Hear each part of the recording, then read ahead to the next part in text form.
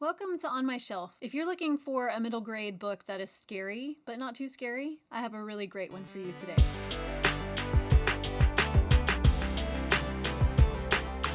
Scary Stories for Young Foxes by Christian McKay Heidecker is a middle grade scary story, but not too scary. It's kind of like Bram Stoker meets Neil Gaiman meets R.L. Stine meets a little bit of Edgar Allan Poe. It's kind of a dark but accessible book for young kids. In Scary Stories for Young Foxes, kits Mia and Uli are separated from their dens, and they have to travel through these really creepy forests in order to try to find dens for themselves or even make a home for themselves.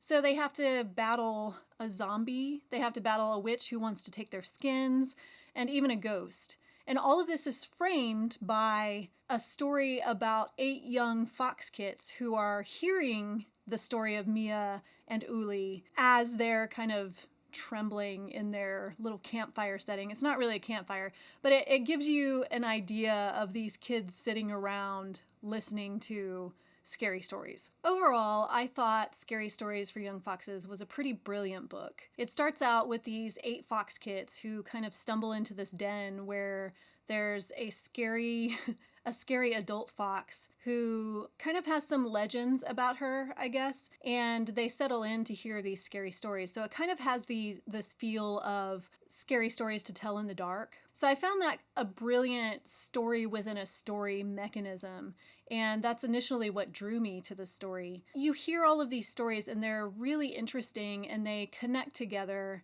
And of course, in the end, connect to the foxes who are actually hearing this story as well. And though the stories were scary, they had a really good mix of bravery and showing these young kits who were looking for a fox den, showing them that they could be brave and that they could do more than they actually thought they could. So it was just a really good mix of the scary and yet the comforting, a story that could make kids realize that even though they face things that they're afraid of, they can overcome. The story also featured some really charming illustrations. I think there were 16 throughout the book, and that kind of lent just a visual component to the story. So you could see the foxes sitting around the fire, or you could see them going on their adventures. You could see Mia and Uli taking on these monsters that they were afraid of. So I thought the illustrations were a really great component to have in there because even though it's a scary story that's happening to foxes. And so kids can kind of have that level of disengagement because they're not foxes. And so maybe things like that wouldn't happen to them. But at the same time, they learn that they can also face whatever scary things come their way. I felt like Heidegger did a really phenomenal job of framing these 8 stories within the context of a larger story.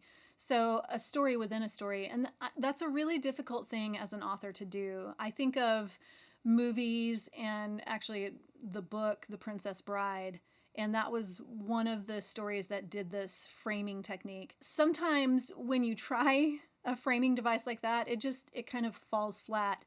But I feel like Heidegger did a really great job of increasing the tension through the stories and yet also keeping tension with the larger stories, because every time one of the 8 stories was told, one of the 8 fox kits would run away because it was just too scary for them. And so a kid who's reading this is counting down like, oh, there are only 7 foxes left now. Now there are 6 foxes left. Now there are 5. And so it was kind of like, who's going to be the last one to stick around to hear this final scary story? So I felt like that was a really great device to keep kids reading. It also felt like Heidegger really tapped into a child's imagination. The things that the fox kits battled were kind of overly dramatic, and I thought that was just a really great way of showing the way that a child's imagination can kind of make something much bigger than it is. So one of the examples of that is the zombie that they battle, I'm pretty sure was actually a crocodile. But because there were all these stories that had been told about it, in their minds it was like this really scary zombie. And I'm just reminded of the ways that my kids will tell stories and things kind of get bigger and bigger and bigger and things get scarier the more people who tell it. And I thought that was really well done in this book, the way that he allowed his imagination to kind of go right alongside a child's imagination.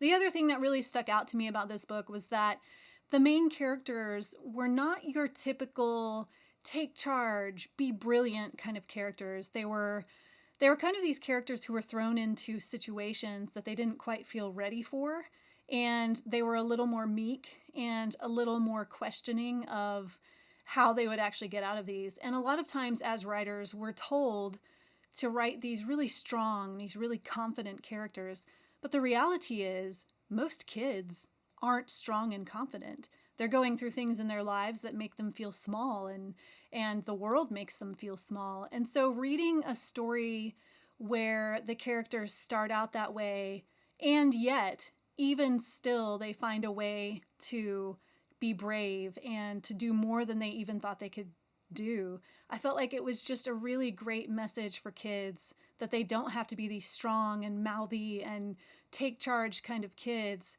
to still do something great and accomplish something.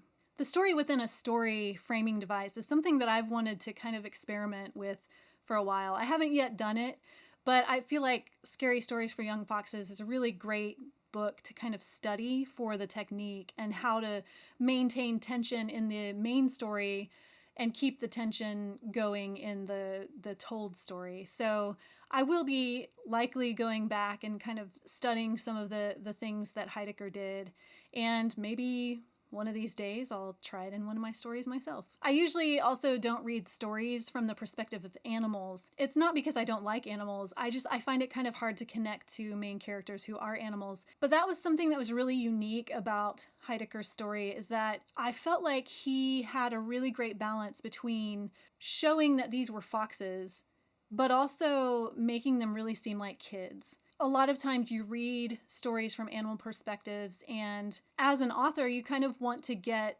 those characters right as far as where they are in the animal world. In Scary Stories for Young Foxes, it was clear that they were foxes. There were certain little things, having a fox den, having the mother, but the characters weren't too foxy where kids completely disengage from the characters. And I thought that was just a really great balance and something that we should keep in mind when writing stories that feature an animal protagonist. I am always drawn to characters who are quieter, who listen and plan and then act out if they're brave enough, or sometimes the circumstances require that they act out. And it was reassuring to remember that these kinds of characters can grow in their quietness and can still accomplish great things, can find that thread of bravery within themselves and do something that they never thought possible.